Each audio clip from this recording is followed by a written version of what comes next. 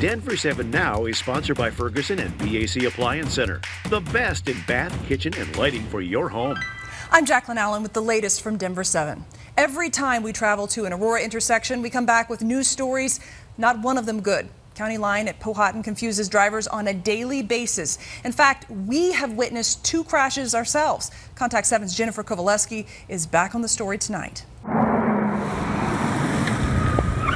Well, being out here, you don't have to spend too long to realize that it is extremely dangerous. You can add Sean Miller to the growing list of neighbors demanding changes at this Aurora intersection. My dad was found lying in the shoulder. From his crash, he had a crushed pelvis, 5 broken ribs, a broken clavicle, and a concussion to the point where he still is unable to communicate with us. His dad is now fighting for his life. It's tough. After yet another accident near County Line and Powhatan Road. We may never know. An avid cyclist, 76-year-old Red Miller, was riding his bike southbound on County Line when something happened. The tough part for us is we don't have a camera, we don't have a witness. Leaving his family more confused than this already confusing intersection. Which kind of makes us all very confused because we can't figure out how he would have so many injuries and so little damage to his bike. And this doesn't look like a bike involved in a crash. But with no witnesses, Aurora police say they have no conclusive evidence. I believe that he had a mechanical issue with his bike and had pulled over to fix that and was struck by a car while he was working on his bike. Since Contact 7 Investigates first reported on the confusion, and we witnessed another crash earlier this month. You have a phone? I do. Call no, 911. Powhatan and County Line. Aurora City leaders told us safety improvements are now a top priority. We hear you loud and clear, and we know that this is a top priority. But here's where even more confusion comes in. 3 different counties intersect here.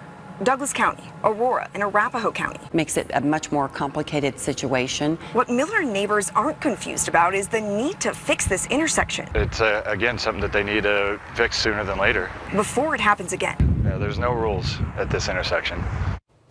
That was Jennifer Kovaleski reporting. Councilwoman Bergen is now calling for a temporary fix, a blinking stop sign, or just more signs in general, while engineers crunch those numbers.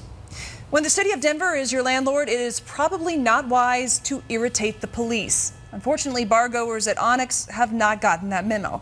Police say dozens of fights have been tied to Onyx and its location at 14th and Arapahoe here. The building is owned by Denver Arts and Venues, which has now moved to terminate Onyx lease, displacing but not necessarily putting the nightclub out of business. If approved by City Council, Onyx needs to be out by New Year's. A Colorado man has been arrested for threatening to kidnap and murder women. It's a story we've been following quietly since he sent Denver 7 a letter telling us about his intentions. 3 days ago, this showed up at our station from an Aurora address. The writer is saying he intended to murder countless young women in Colorado, Florida, and Seattle. We turned it over to Denver police, who matched the stamp to other letters, including one sent to a sheriff's department in Florida. Eventually, they traced it back to Grand Junction and a man named Daniel Gallegos. He is currently in custody.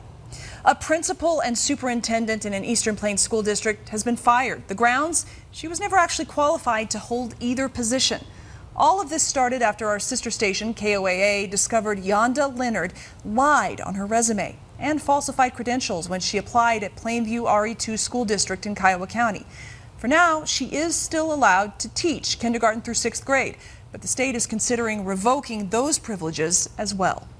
16,000 students and 200 staffers at Thompson School District R2J in Loveland may have had their personal information compromised in another massive data breach. Right now, the district says that information doesn't extend beyond name, date of birth, and some old email addresses. But this is the second local district to fall victim.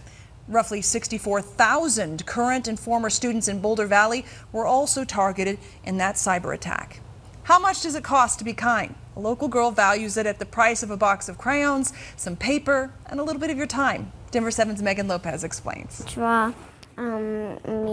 What if a piece of art could change someone's day? In a sparkly purple dress because purple is my favorite color. What if it could make you smile even for just a minute and remember that the world is good? Do you want to paint? It's a big day for Anya Peterson. I went to the Children's Museum. Today, she turns 8. For her birthday, I glazed a sculpture that I made. It's a cake. Anya loves to create art, whether it's at the museum or her own kitchen table. Sometimes, though, painting happy things can be hard. We had been talking about what was happening at the border. When there's so much sadness in the world, A bunch of violence.